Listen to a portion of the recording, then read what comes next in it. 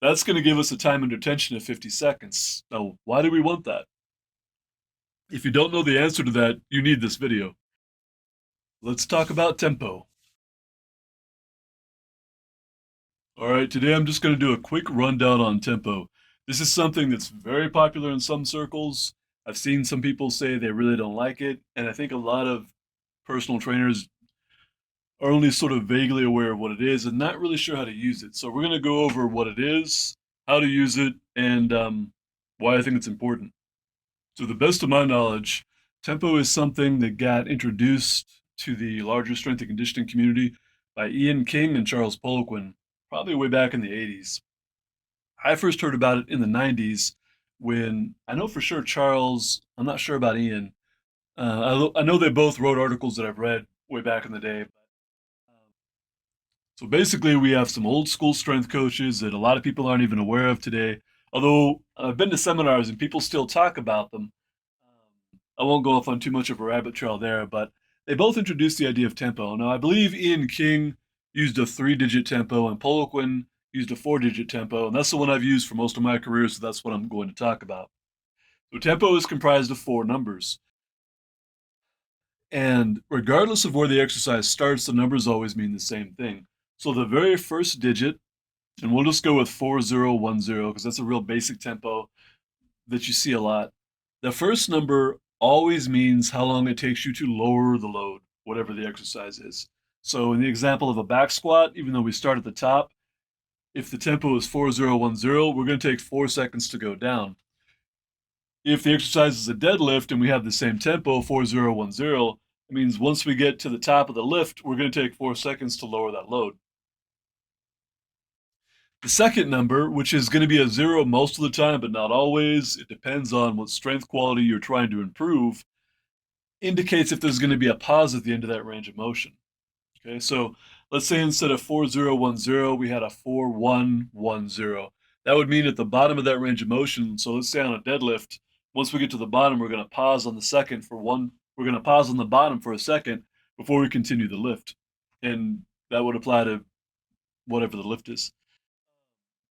The third number is always how long it takes to lift the load or how long to do the concentric phase of the lift. Usually that's going to be a shorter number because the speed at which you lift is going to determine how many motor units you recruit. If you don't understand that, don't worry about it. We'll get into it another time. Just remember, most of the time, the shortening phase, you want that to be short. You want it to have you want a lot of intent behind the shortening or the concentric phase. And the last number is always going to be if there's a pause at the end of that range of motion. So we have 4 digits. 2 of them indicate movement. 2 of them indicate the potential for pauses if we want that to improve the strength quality we're trying to improve. There's a lot of nuances to this that we won't get into today. Today, we're just introducing the idea because, again, I think a lot of people just don't know what it is. Now, why is tempo important? It's important because when we're exercising, when we're doing resistance training, regardless of whether or not we realize it, we're doing that to improve some kind of strength quality. Adaptations can either be neural, they can be nervous system based, or they can be metabolic based. Okay? We can break those down into further components, but what's going to determine there's several things are going to factor if it's going to be a neural adaptation or if it's going to be a structural adaptation, a metabolic adaptation, or if there's going to be no adaptation. And one of the reasons I think tempo is important is because I think a disproportionate number of people who go to the gym and exercise don't see adaptations. And I feel that one of the reasons is because they just don't understand how long a set is supposed to last. So if we look at 4010 and we build that out for just 10 reps, keeping it very simple, that's going to give us a time under tension of 50 seconds. Now, why do we want that? If you don't know the answer to that, you need this video. The reason for that is if you're trying to create a structural change or a metabolic change, in other words, if you're trying to build muscle or lose fat, your time under tension needs to be between 40 and 60 seconds. The reason for that is when we're going for metabolic structural adaptations, we're trying to get a hormonal response from the body. In order to do that effectively, that time under tension needs to be right in that 40 to 60 second spot. If it's longer than 60 seconds, we're getting into strength endurance. We're probably not going to have as strong of a hormonal reaction. If it's less than 40 seconds, again, the hormonal reaction isn't going to be that strong. So if you're trying to convince your body to burn fat or to build muscle, you need to be somewhere in that 40 to 60 seconds at least part of the time. Now, if your goals are more strength based, if you're going for more like neural adaptations, then you want that set to be 20 seconds or less most of the time. And if you watch most people at the gym, just go to the gym, or if you're working out with friends, just watch someone work out. Don't say anything, just watch and very unobtrusively time how long it takes them to do a set. You'll find most people, most of the time, are going to work in a hypertrophy range where they're doing 10 to 12 reps, but their set only takes about 20 seconds most of the time, or less, even less. And then they probably think they're a hard gainer or something, but most likely, or at least there's a lot of variables, but one of the variables is they're probably not inducing enough tension to get the kind of response they want to get from their body. There's some quick thoughts on tempo. Again, there's a lot of nuances to this.